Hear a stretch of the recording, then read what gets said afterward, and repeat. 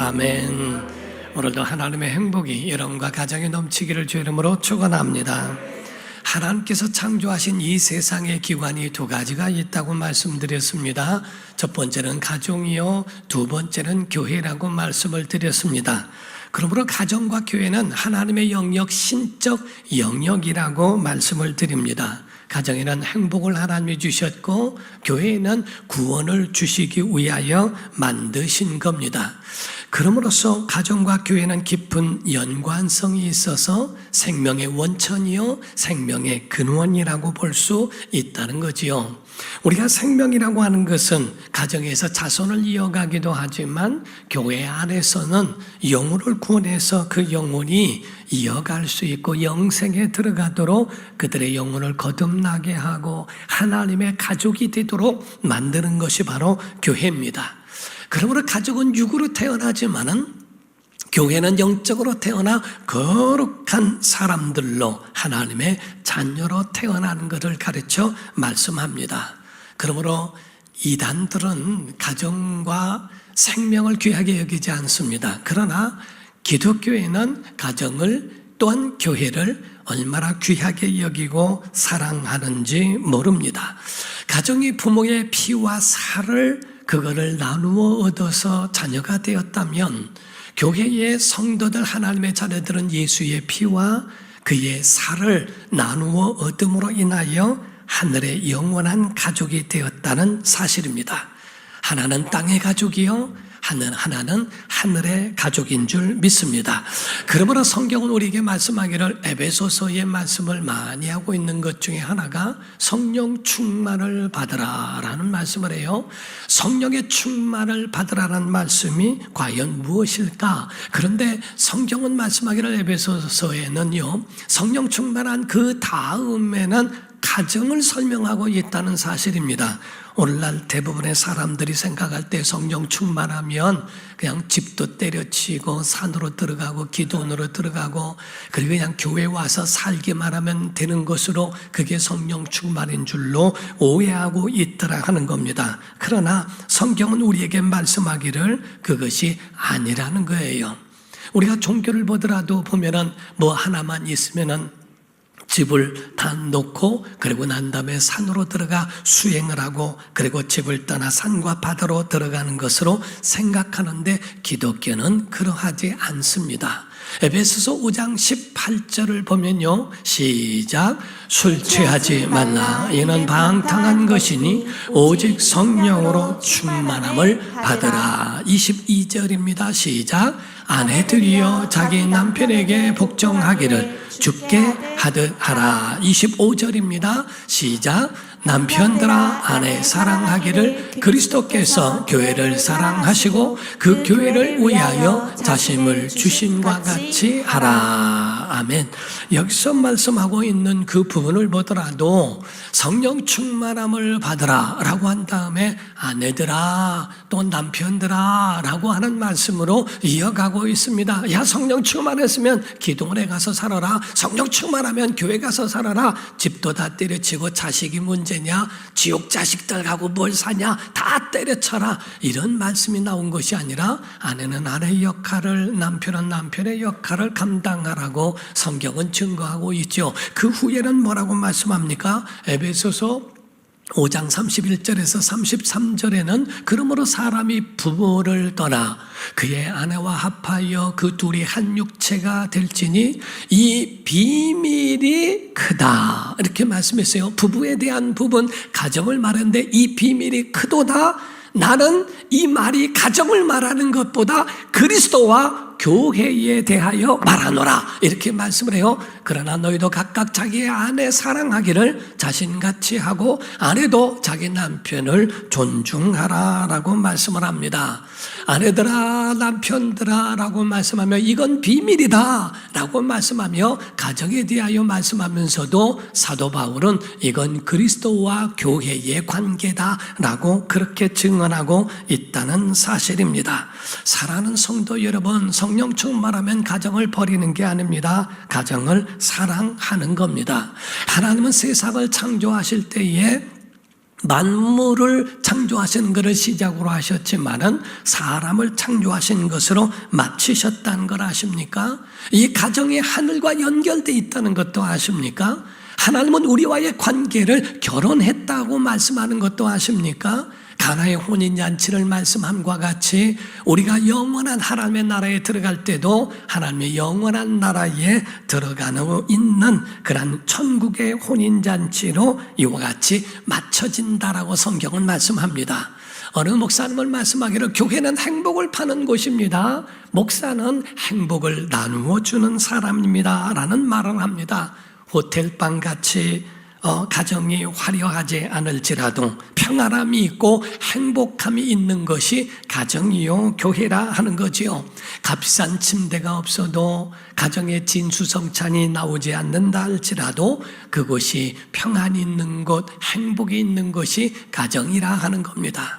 아내에게 있어서의 행복도 마찬가지예요. 값비싼 보석은 없다 할지라도 소중한 줄만 생각해주고 알아주기만 해도 행복함이 있는 것이 아내의 마음이요. 새 차는 사주지 못한다 할지라도 그의 차의 문을 열어주며 그를 배려해 주는 그것만 해도 그는 행복함을 느끼는 것이라고 이야기를 합니다.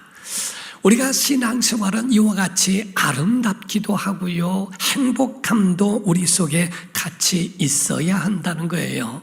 그래서 가정과 교회는 서로가 이 관계가 아주 깊은 관계가 있기 때문에 가정이나 교회나 다 그 원리는 같다고 하는 겁니다. 가정을 정원과 같아서 그 정원은 정원사에 의해서 잘 가꿔야 하는 것처럼 가정은 꽃과 같아서 그래서 물을 자주 주고 거기에 적당하게 물을 주어 마르지 아니하도록 또한 너무 많이 주어서 썩지 아니하도록 조절을 해주는 것과 같은 거라고 이야기를 합니다. 우리가 가정의 시초와 그에 대한 모델이 무엇입니까? 어디입니까? 에덴 동산이라고 말하지 않습니까?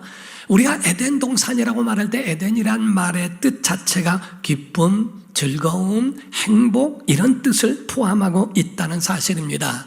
그러므로 에덴 동산을 아담에게 하와에게 주셨다 하는 것은 너희 속에 주어진 기쁨, 즐거움, 행복을 잘 간직해라. 하나님이 주신 것을 내 마음에 내 모든 삶에 누려라 하는 말씀입니다. 그런데 우리가 한 가지 알아야 될 게 있어요. 에덴 동산에는 이와 같이 하나님의 은혜와 행복과 기쁨만 있는 것이 아니고 뱀도 있더라 하는 겁니다. 뱀이 침투해들어와 가정에 대한 에덴 동산을 넘어뜨리고 갉아먹을 수도 있다는 거지요. 하나님만 계시는 것이 아니라 마귀도 있고요, 선과 악이 공존해 있는 생명나무의 열매만 있는 게 아니라 선악과도 그 가운데 있더라 하는 겁니다. 그러므로 우리가 가정 안에서 에덴 동산에 살면서도 하나님의 계명을 지키면 그 행복을 유지해 나갈 수 있지만 하나님의 그 행복으로 주어진 이 계명을 지키지 아니하면 그것이 한순간에 이룰 수도 있다고 하는 신락원이 될 수도 있더라 하는 거지요. 그럼으로써 여러분의 가정을 천국을 만들 수도 있고 그리고 지옥과 같은 그러한 분위기로 만들 수도 있다고 하는 겁니다. 선을 쓰겠느냐 아니면 악을 쓰겠느냐 하는 이 선택이 우리 안에 백지장 하나 같고 종이 한 장 같은 그러한 것이라는 것도 여러분이 아십니까? 여러분의 가정은 천국입니까? 아니면 여러분의 가정은 지옥과 같이 힘들고 어렵고 괴롭기만 하는 겁니까? 성도들이 착각하지 말아야 할 것이 있다는 거예요. 어떤 성도들은 말하기를 너무 괴로우니까 이 땅은 지옥처럼 살아도 나중에 죽으면 천국 가겠지라는 생각을 하는데 원래는 성경이 그게 아니라는 겁니다. 이 땅에서도 행복해야 합니다. 그리고 그 행복이 천국엔 영원한 줄 믿습니다. 이 땅의 행복함을 영원한 곳으로 가져가는 것이지 이 땅에는 그저 하나님이 영광 다 받으시고 나는 그냥 쭈그렁방탱이 되고 쥐어짠 행주같이 되고 그냥 그 가지고 있는 모든 걸 괴로움과 괴로움을 가지고 있다가 마침내 천국이나 가서 보상받는다고 오해하지 말라는 겁니다. 이 땅에서도 얼마든지 행복할 수 있으며 그 행복의 영원한 곳이 바로 천국이라고 하는 것을 우리가 깨달아 알아야 한다는 거지요. 그런데 중요한 것이 하나 있어요. 행복은 절대로 저절로 오는 게 아니라는 겁니다. 노력하지 않으면 얻을 수 없고 우리가 그에 대하여 힘쓰지 않으면 가질 수 없는 것이 행복이라고 하는 거거든요. 가꾸지 않으면 정원도 정글이 되는 것 같이, 물 주지 않으면 꽃도 시들어버리고 말라지는 것처럼 가정이나 모든 아내나 남편이나 자녀들이나 부모나 모든 사람에게 이와 같이 그들을 향하여 물을 주고 가꾸고 하는 그러한 수고도 그 속에 있어야 한다는 거죠. 그러므로 어떤 사람은 말하기를요, 행복이라는 것은 행복은 요술도 아니고 행복은 마술도 아니고 행복은 예술이라고 표현을 합니다. 훌륭한 예술가가 그 예술 작품이 나오기 위하여 각고의 노력 끝에 아름다운 작품을 남기는 것, 때로는 눈물도 흘리고 때로는 기도도 하고 때로는 인내도 있고 때로는 희생도 하면서 만들어가는 예술품과 같은 곳이 가정이다, 이렇게 표현도 하고 있습니다. 가족은 너무나 세심해서 소심하기도 해서 작은 것으로 기쁨도 얻기도 하고 작은 것에 의하여 깊은 상처도 받는다는 거예요. 남편의 말 한마디가 깊은 상처를 아내에게 주기도 하고 아내의 투정이 남편의 가슴을 찢어놓기도 한다는 겁니다. 부모의 자녀들을 향한 징계가 자녀들을 탈선하게 하고 가슴을 멍들게 하기도 하고 또 자손들의 반항적인 말투가 부모의 마음을 찢어놓고 행복을 빼앗기도 한다는 겁니다. 가정 안에는 사랑의 보자기가 있어서 그래서 그 사랑의 보자기로 용서도 하고 덮어주기도 하면서 그렇게 가정을 화목하게 만들어가는 것이 우리가 해야 할 예술품과 같은 예술인의 모습이라는 겁니다. 그리스도인들은 해피메이커라고 하는 것처럼 피스메이커, 바로 우리는 이와 같이 행복을 만들어가는 성도, 그들이 그리스도인인 줄로 믿습니다. 여러분의 가정에 행복을 만들어가기를 주 이름으로 축원합니다. 평화를 만들기를 주 이름으로 축원합니다. 이 세상은 절대로 만족한 곳이 하나도 없다는 거예요. 이 세상은 어디를 가든지 나를 만족하다 한쪽이 만족하면 한쪽은 균형이 깨져버릴 수 있다는 겁니다. 그래서 반드시 돕는 배필이 필요하다는 거지요. 어떤 세 남자가 있었대요. 세 남자가 죽어서 하늘나라에 갔는데 문 앞에서 거절을 당했답니다. 거절을 당하는 이유가 다른 게 아니고 행정상의 실수로, 그 얼굴을 봤을 때 한국은 성형수술을 너무 많이 해서 원본 대조해가지고 자꾸 헷갈려가지고서 살 사람을 살려줘야 되는데 또 죽을 사람을 죽게 해줘야 되는데 죽을 사람도 살리고 살 사람을 죽게 하고 막 이런 행정상의 실수가 있었더래요. 그래서 세 사람이 왔는데 당신들의 행정상의 실수로 다시 돌려보내는데 그 보상으로 한 가지씩 당신들에게 보상으로 소원을 들어주겠다고 했답니다. 첫째 남자는 말하기를 저는 부자가 되기를 원합니다. 그래, 부자가 되라 하고 그에게 재물을 줬대요. 둘째 남자에게 말했더니 둘째 남자가 저는 권력을 원합니다. 그에게 권력을 베풀어 줬대요. 셋째 남자에게 물었답니다. 너는 뭐를 줄까 했더니 저는 이상적인 아내를 원합니다. 그랬대요. 이상적인 아내가 누구냐 했더니 조건을 말하는데 몇 가지만 여러분이 들어보시면 알 겁니다. 아름다워야 하고 명랑해야 되고 건강해야 되고 요리의 달인이어야 되고 청소의 달인이며 쇼핑은 절대 싫어하고 마음은 천사 같고 자녀들에게는 현모양처와 같고 헌신적으로 살며 애도 잘 낳고 돈까지 잘 벌어오는 슈퍼우먼이다, 이렇게 표현했어요. 천사가 말하기를 내가 데리고 살지 널 왜 주냐 그랬더래요.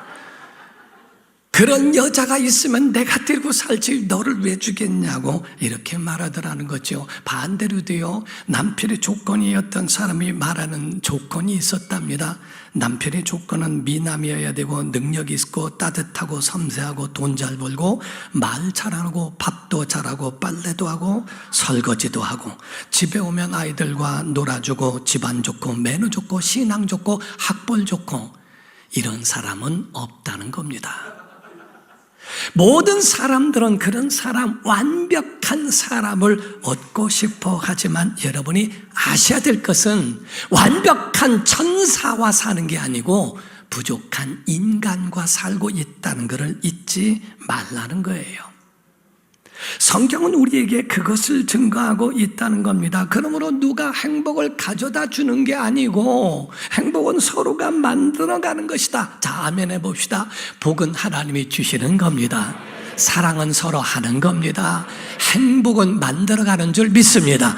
이게 바로 성경이 우리에게 말씀한 원리라고 하는 겁니다.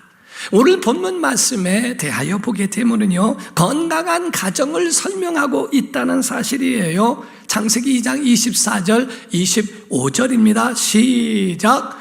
이러므로 남자가 부모를 떠나 그의 아내와 합하여 둘이 한 몸을 이룰지로다. 아담과 그의 아내 두 사람이 벌거벗었으나 부끄러워하지 아니하니라. 아멘. 여기서 남자가 부모를 떠났다는 말은 정신적, 재정적 이러한 모든 육체적 이런 것들을 말합니다. 버리라는 말이 아닙니다. 의지하지 않고 자기의 독립적인 것을 가르쳐 말하고 있지요. 이제 부모의 슬하에 있어서 그의 말씀을 들었던 사람이 한 가정을 이루면 한 가정을 책임질 줄 아는 가장이 됐다고 하는 독립적 선언을 말합니다. 그리고 가정에 대하여 말씀하는 것이 뭡니까? 벌거벗었으나 부끄러워하지 아니하더라 라고 말씀하죠. 벌거벗었지만은 부끄러움이 없다. 곧 약점이 있지만은 약점이 약점되지 않는다. 허물이 허물되지 않는다. 자녀의 그 부족한 부분도 그에 대하여 안타까워하고 더 수용하고 포용하고 더 사랑해주는 통로가 될지언정 그것이 그를 버리는 것이 아니라고 하는 거지요. 그의 약함이 되지 않고 보호가 되는 것을 가르쳐 말합니다. 벤자민 웨스터라고 하는 사람이 있습니다. 그는 화가인데 그의 고백이 있어요. 그가 화가가 된 그 이유가 있는데 어릴 적부터 그림을 좋아했대요. 그래서 어릴 적에 동생 얼굴을 그려준다고 하다가 그 물감이 벽지에 묻고 그리고 카펫에 묻고 온통 난장판이 되어버렸다는 겁니다. 그때 어머니가 와서 하는 말이 지금 이게 웬일이냐? 왜 새 벽지를 이와 같이 버렸고 카펫을 이렇게 어지럽게 만들었냐고 이야기했더니 엄마 죄송해요 눈물을 흘리면서 엄마 죄송해요 동생의 얼굴을 그리려다가 카펫도 벽지도 이렇게 되었어요 라고 이야기를 했습니다. 그 아이를 향하여 엄마는 화를 내지 아니하고 뺨에 키스를 해주며 말씀을 했다는 겁니다. 잘 그렸네. 참 동생과 놀아줘서 착하기도 하고 고맙기도 하구나. 그림을 그린 걸 보니까 아마 너는 이 다음에 훌륭한 화가가 될 것 같다 라고 말해준 그 말 한마디가 자기를 이와 같이 화가로 만들었다는 고백을 하게 되었다고 이야기를 합니다. 우리에게 있어서 이와 같이 자기 자신을 변화시키는 전환점도 있고 그 원인이 있다는 거지요. 그건 어디에서 비롯됐느냐? 가정에서 비롯됐다는 것을 가르쳐 말씀하고 있거든요. 그러므로 성경을 통하여 우리에게는 사는 원리, 우리에게 있어서 신앙적 원리만 말하는 것이 아니라 정말 잘 사는 원리도 있고요. 행복한 가정을 이루는 원리도 있고요. 우리의 모든 사업하는 비밀과 그 비결도 성경 안에 다 있더라 하는 겁니다. 오늘 가정에 대하여 말씀을 합니다. 창세기 2장 18절을 다시 한번 봅니다. 시작. 여호와 하나님이 이르시되 사람이 혼자 사는 것이 좋지 아니하니 내가 그를 위하여 돕는 배필을 지으리라 하시니라. 아멘. 여기서 말씀하기를 혼자 사는 것이 좋지 못하다라는 말씀을 하셨어요. 다 보시기에 좋았더라, 좋았더라, 심히 좋았더라 라고 말씀을 했지만은 사람이 혼자 사는 것이 좋지 못하다, 완전하지 않다라고 하는 하나님의 마음속에 그를 위하여 그를 채워줄 수 있는 돕는 배필을 내가 만들리라 라고 하나님이 그 의지를 표명하신 겁니다. 여기서 돕는 배필이라고 하는 것은 그에 대하여 여인이 남자를 이 의미를 말하는 게 아닙니다. 하나님은 우리를 도우시는 분이시니 라고 하는 것처럼 힘 있는 자가 힘 없는 자를, 가진 자가 없는 자를, 있는 자가 없는 자에게 그거를 채워주는 것을 가르쳐 말합니다. 남자에게 가지고 있는 육체적 힘도 있지만 여인에게서 가지고 있는 장점들도 더 많거든요. 여인에게만 많은 것이 아니라 아내에게도 또 남편에게도 그리고 모든 그런 부모와 자녀에게도 가지고 있는 힘 있는 자가 서로를 도와가며 사는 것을 가르쳐 말씀을 합니다. 남편은 아내를 돕고 아내는 남편을 돕고 서로가 돕는 배필로 수용하고 채우며 담당하며 살아가게 하시기 위하여 이와 같이 돕는 배필을 지으시겠다라는 말씀을 하셨습니다. 자, 그 이후에 보면요 19절과 20절 중반까지 봅니다. 시작. 여호와 하나님이 흙으로 각종 들짐승과 공중의 각종 새를 지으시고 아담이 무엇이라고 부르나 보시려고 그것들을 그에게로 이끌어 가시니 아담이 각 생물을 부르는 것이 곧 그 이름이 되었더라. 아담이 모든 가축과 공중의 새와 들의 모든 짐승에게 이름을 주니라. 아멘. 모든 그들에 대한 동물을 하나님이 지으셨어요. 그리고 아담을 끌어다가 놓으시고 그에 대하여 다 있는 서로가 짝이 있고 서로가 암수가 만나서 살아가는 그 모습들을 보게 하시면서 내가 한번 불러봐 했더니 그 이름을 부른 것이 이름이 되었더라 라고 이렇게 말씀을 하고 있습니다.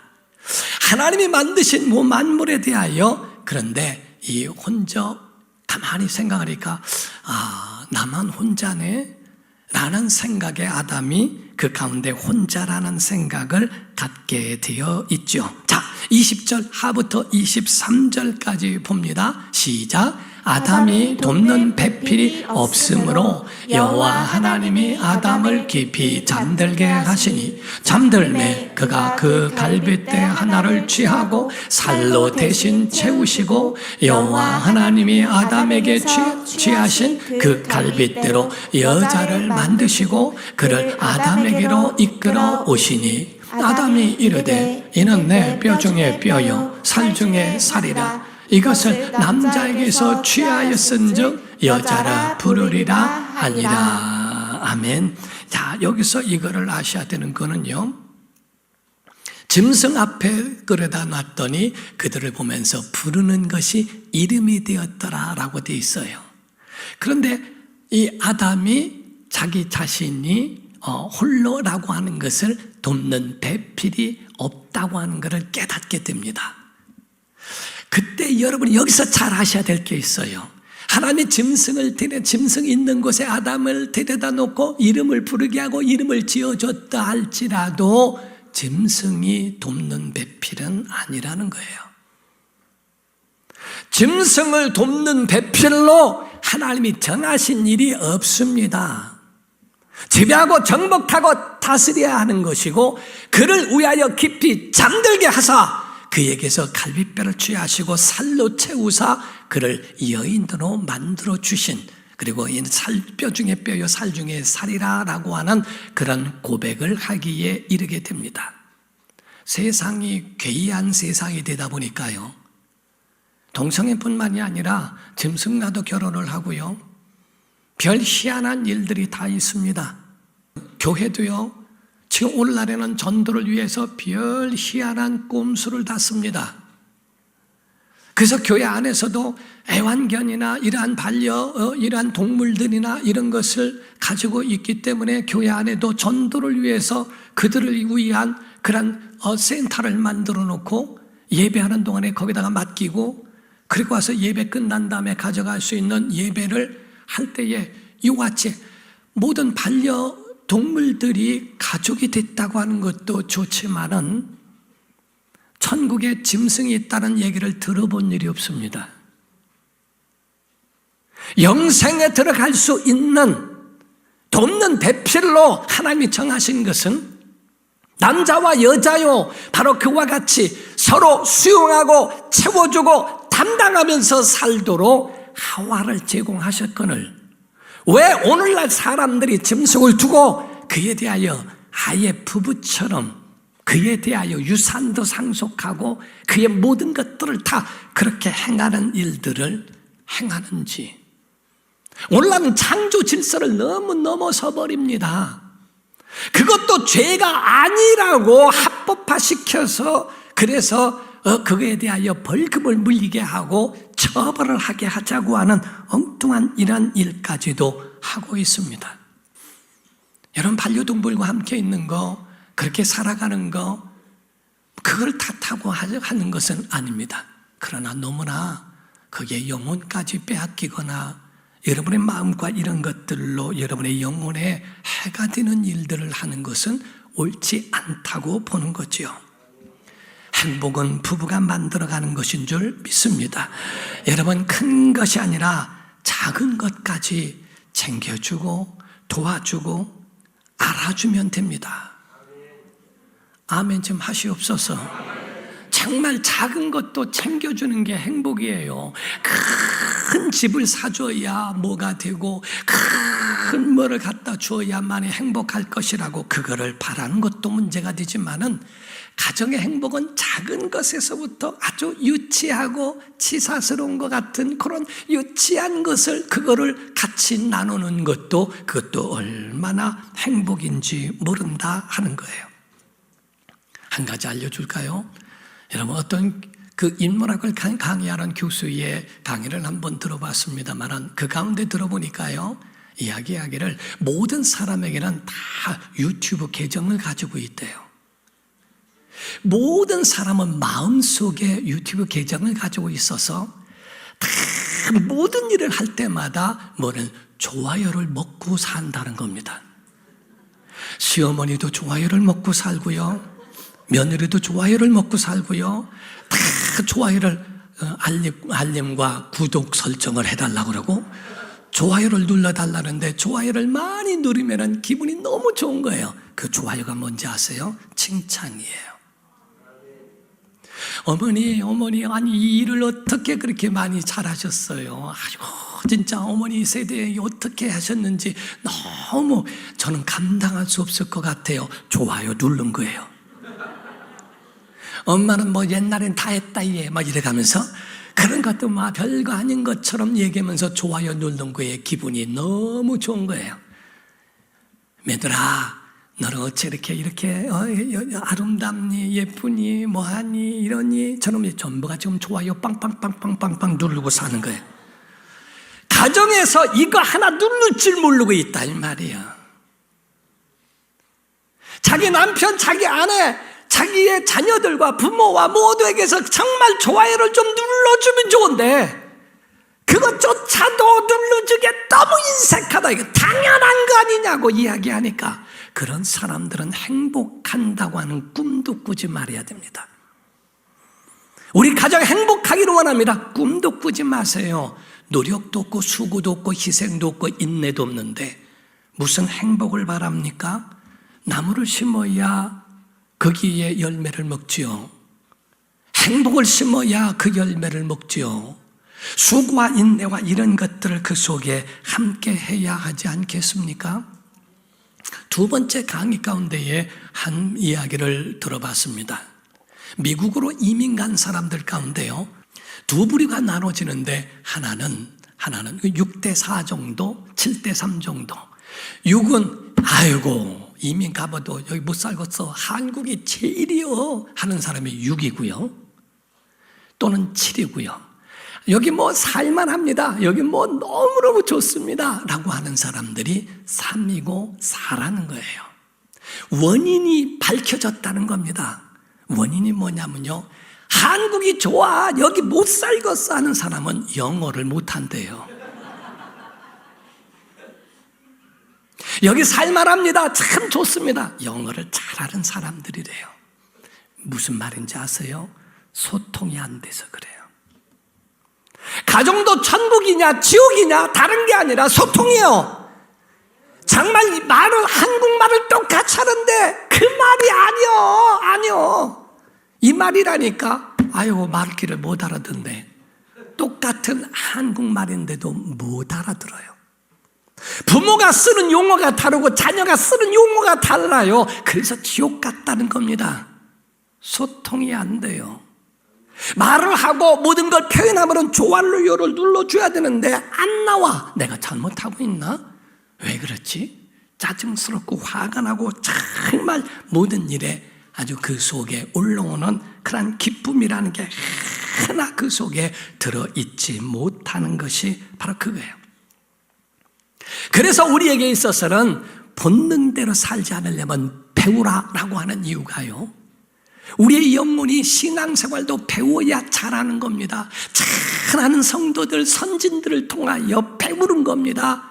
그렇지 않으면 본능대로 살다가 시행착오를 겪게 되더라 하는 거지요. 자녀를 사랑하는 법도 배워야 되고요, 부모를 공경하는 법도 배워야 되고요, 부모가 함께 사랑하는 법도 배워야 할 줄 믿습니다. 자기 마음에 가는 대로 사는 것은 불행한 삶을 사는 것이기 때문에 그렇습니다. 사랑의 방식은 나만 좋은 게 아니고, 이거 사랑해서 그래요, 그냥 즐겨 패고 하는 게 아니라, 제가 그전에도 말씀드린 적 있죠. 저는 막내이기 때문에 형님들이 어린 아이들 보면은 손이 귀여우니까 손가락을 깨물어요. 저는 아파 죽으려고 그랬는데 깨물으면서, 그러니까 내가 울어요. 왜 울어? 우리 어머니가 그러시죠. 형이 여기 깨물어가지고 내가 아파가지고 어쩌니까 형이 이뻐서 그래요. 이쁘면 죽여버려 막 그랬어요. 내가 아주 그냥 이쁘면 죽여버리라고. 나는 아파 죽겠는데 형은 귀여워서 그렇다고 얘기하면 막 화가 난다. 사랑이라는 것은 내가 느끼게 해야 사랑이거든요. 여러분은 마찬가지예요. 부모나 내가 너 사랑하는 거 알잖아, 느끼게 해줘라 이거예요. 알아줘라 이 말이야. 그가 진실로 이와 같은 것인지 아는가? 알지 못하고 하는 것이 문제예요. 여러분, 이런 이야기가 있습니다. 어느 마을 드넓은 초원에 종말을 키우는 할아버지가 있었고 한 소년이 있었어요. 얼마나 말을 좋아했는지 말을 잘 가꾸고 말을 잘 보살폈다는 겁니다. 어느 날 할아버지가 거기서 먼 곳을 출타하면서 내가 하룻밤 자고 올 텐데 너 이 말을 좀 잘 봐줄 수 있겠니? 라고 얘기했더니, 그럼요, 내가 말을 얼마나 사랑하는지 할아버지 아시잖아요. 그래, 너에게 맡기고 갈게 하고 갔다가 그 다음날 오기로 했는데 불사 떠난 다음에, 할아버지가 떠난 다음에 이 말이 병이 났어요. 그래가지고 막 땀을 흘리고 막 헐거덕 되는 걸 모습을 보면서 이 소년은 겁이 났던 거였습니다. 그래서 이거 어떻게 할까 왔다 갔다 하다가 그 말에게 해줄 수 있는 거는 딱 하나, 물을 떠다 주는 것밖에 없어서 막 헐떡거리니까 찬물을 떠다가 줘서 먹게 마시게 했는데 말에게는 찬물이 치명적이랍니다. 그랬더니 이 말이 그 물을 마시고 더 힘들어지고 밤새 간호하는 그런 수고하는 그런 달리 이 말은 다리를 절게 돼버렸어요. 할아버지가 돌아온 다음에 이게 어찌 된 일이니 하니까 이 말이 너무 아파해서 내가 해줄 수 있는 거는 물을 떠다 주는 것밖에 없었어요 라고 말했더니 야단을 하면서, 얘야, 말에게는 병이 났을 때 찬물은 치명적이란다. 이 아이가 울면서, 할아버지 내가 말을 사랑하는 거 알잖아요. 그런데 이 말이 내가 해줄 수 있는 게 이것밖에 없어서 그런 걸 어떻게 해요? 할아버지 나를 믿어주세요. 그때 할아버지가 말을 할 때에 딱 교훈을 얘기했습니다. 사랑하는 아이야, 누군가를 사랑한다면 사랑하는 법도 배워야 한단다. 아멘만 하지 말고 배워야 돼요. 배워야 돼요. 사랑한다면 사랑하는 방법도 배워야 한단다. 저는 지금까지 잃어버리지 않은 것 중에 하나가요, 가정 상담을 하는 교수님인데 그분이 하는 말 가운데, 아니 집 한 채를 사는 것도 공인중개사법을 만들어서 공인중개사법으로 시험을 치르게 하고 그에 대한 모든 것들을 갖고 면허증을 원하면서, 왜 한 가정을 만드는 데는 면허증이 없을까? 왜 한 가정을 책임져야 하는데 그에 대해서는 왜 배우지 않을까? 라고 하는 것에 대하여 이야기하는 말을 들은 적이 있습니다. 신기한 거는요, 누군가를 사랑하면요 허물이 안 보여요. 근데 누군가를 미워하면요 허물만 보여요. 사랑하면 허물이 안 보이는데 미워하면 허물만 보이는 것이 인간이요 인생이라는 겁니다. 성도들은 세상과 달라야 한다는 겁니다. 세상은 말하기를요, 결혼해도 후회하고 결혼하지 않아도 더 후회한다. 이게 세상 말입니다. 그리스도인들은요, 결혼하지 않아도 행복하고요, 결혼해도 행복할 수 있다는 겁니다. 결혼하지 않은 사람들도 있어요. 그리스도를 위하여 안 하는 성도들도 있습니다. 그래도 불행하다고 하지 않습니다. 결혼해도 행복하다. 왜? 행복의 비밀을 알고요, 행복을 만들어갈 줄 알기 때문에 그렇습니다. 말씀을 맺습니다. 성도들은 기억해야 합니다. 우리는 행복을 만들어가는 아름다운 예술가인 줄로 믿습니다. 행복한 가정을 만들어 하나님 앞에 영광 돌리는 복된 성도가 되기를 예수 이름으로 축원합니다. 기도합니다. 이 시간에 다 같이 통성으로 기도할 때, 하나님, 주의 말씀대로 아름다운 세상, 아름다운 가정, 행복한 가정을 만드는 우리 모두가 지금부터 그려가는 그러한 행복 예술가들이 되게 해달라고, 주님 우리 영혼에 함께 해달라고, 우리 다 같이 간절한 마음